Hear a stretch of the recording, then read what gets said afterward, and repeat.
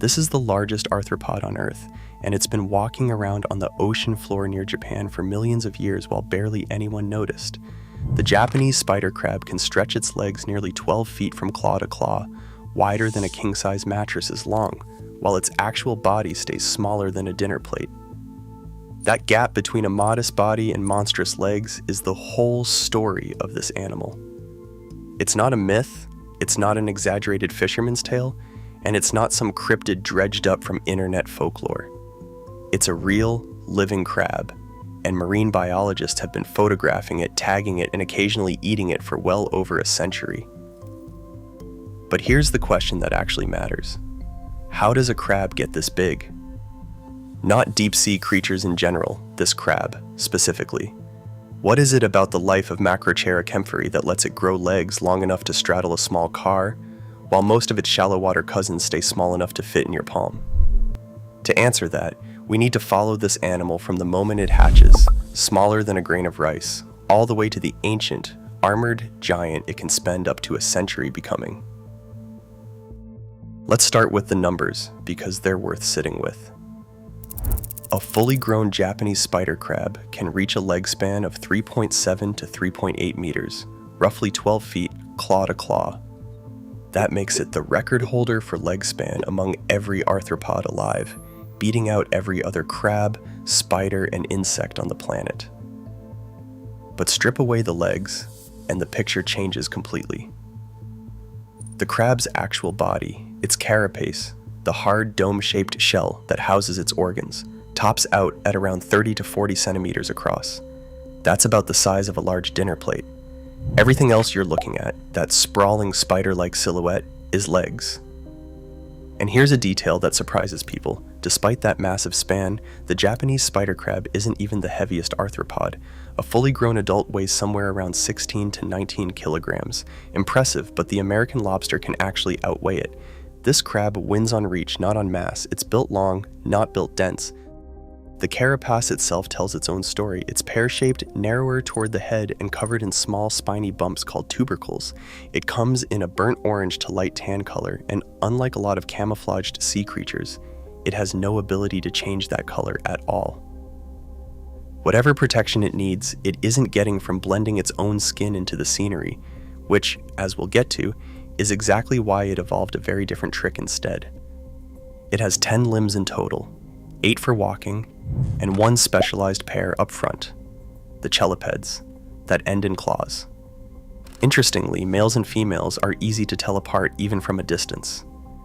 Males tend to have longer, more robust claws relative to their body, useful for both defense and, during mating season, for holding a female during copulation.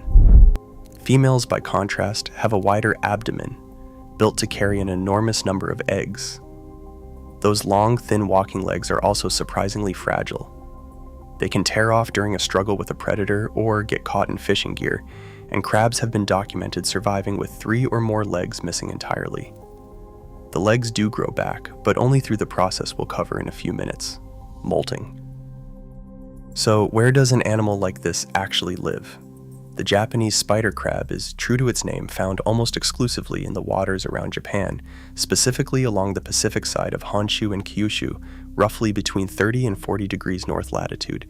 Its strongholds are Sagami Bay, Suruga Bay, and Tosa Bay, along with the waters off the Kii Peninsula. There have been rare reports of individuals as far south as eastern Taiwan, but those are almost certainly strays, carried off course by a trawler or a storm, rather than part of the crab's normal range. Depth is where things get interesting. Most adults live between 150 and 300 meters down, along the sandy and rocky bottom of the continental shelf and slope. That's deep enough that sunlight is essentially gone. This is a world of permanent twilight sliding into total darkness. But the species isn't locked to one depth. It's been recorded as shallow as 50 meters and as deep as 600 meters, depending on the season and the individual, and that seasonal movement matters. During the winter, spider crabs tend to sit deep, in cold, stable water. In Suruga Bay at 300 meters, the temperature holds around 10 degrees Celsius year-round. But when spring arrives and mating season begins, they migrate upward into shallower water, sometimes as shallow as 50 meters, where conditions are warmer and more forgiving for the delicate process of reproduction we'll get into shortly. This habitat, cold, dark, food scarce, and remarkably stable compared to shallow coastal water, is a big part of why this species grew the way it did. Deep sea environments like this change very little from one year to the next. There's no seasonal storm surge, no dramatic temperature swing, no crashing tide. That kind of stability lets an organism grow slowly, steadily, and for a very long time without the constant stress that shallow water animals deal with.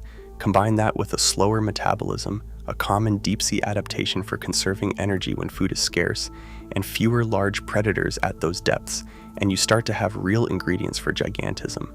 Not a myth, not magic, just biology playing out over decades in a stable, low-competition environment. Now remember how we said this crab can't change its color? No shifting pigment, no chameleon trick, nothing.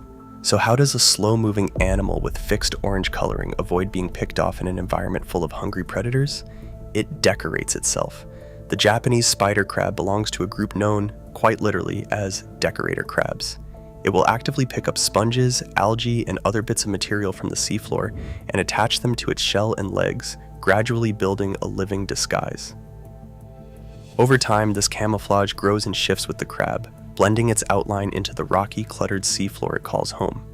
It's not passive protection, it's a behavior, a crab consciously modifying its own appearance because evolution didn't give it a color-changing shortcut. That camouflage matters most when it's needed, because despite its size, this crab is not the toughest thing on the seafloor. Its go-to defense is stillness and disguise, not aggression. As for what it eats, don't picture some fearsome ambush predator using those long legs to snatch prey out of the water. The Japanese spider crab is, first and foremost, a scavenger. It feeds on dead and decaying animal matter that drifts down from above, what scientists call marine snow and carrion falls, along with algae and slow-moving invertebrates it can catch without much of a chase. Occasionally, it will pry open a mollusk shell with its claws, but it's an opportunist, not a hunter. In fact, in the deep-sea food web, scavengers like this play a genuinely important role. They're part of the cleanup crew that breaks down organic material and cycles nutrients back through the ecosystem. Without animals like this, the ocean floor would be a lot more cluttered with the remains of everything that dies above it. It's a strange contradiction when you think about it. An animal that looks like something out of a horror movie, built almost entirely for slow, methodical scavenging and self-decoration. Not an apex predator, a janitor with a 12-foot reach.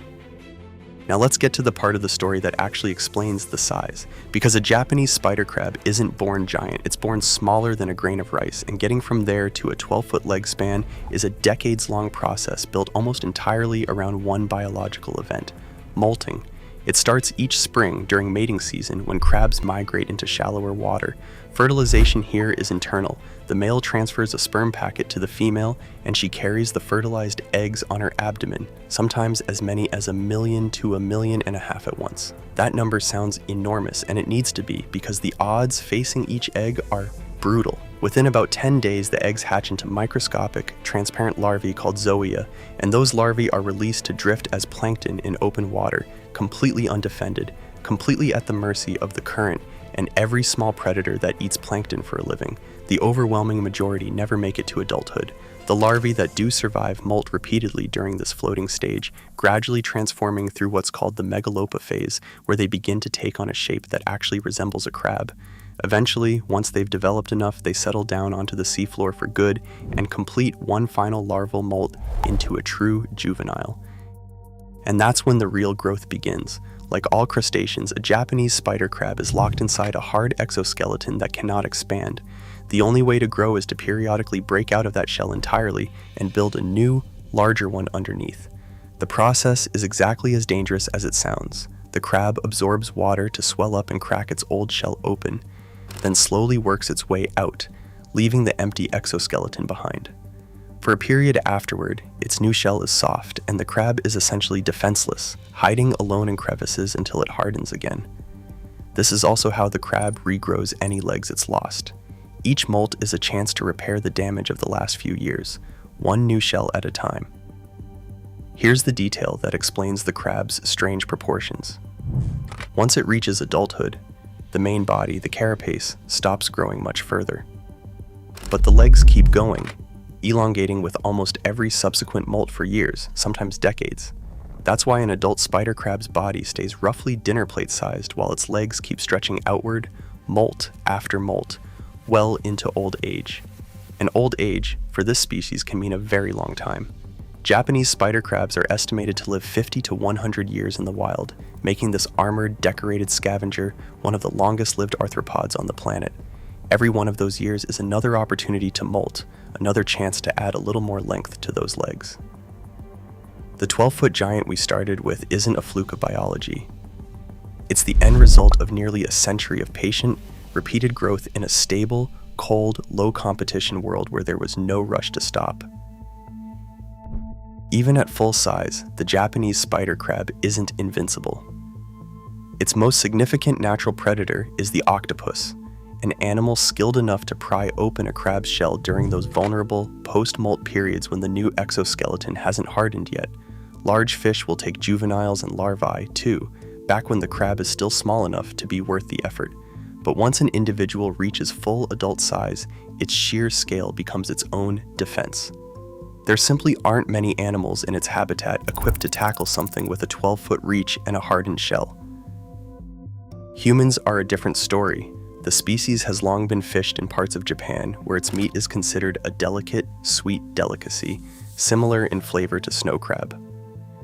That demand, combined with the crab's slow growth and long lifespan, makes it vulnerable to overfishing. Take too many adults out of a population that takes decades to replace itself, and recovery is painfully slow. Japan has responded with conservation measures, including seasonal fishing bans during the crab's spring breeding migration when it's most exposed in shallow water. Rising ocean temperatures and pollution add further pressure, particularly on the fragile larval stage, where survival odds are already razor thin. So what are we actually looking at when we look at a Japanese spider crab? Not a monster. Not some deep-sea horror stitched together to scare people online. It's a scavenger, a janitor of the ocean floor dressed in sponges and algae, patiently molting its way toward record-breaking size over the better part of a century in one of the most stable, unhurried environments on Earth. It doesn't hunt. It doesn't attack. It survives quietly in the dark, longer than almost anything else that walks, and it does it 12 feet at a time.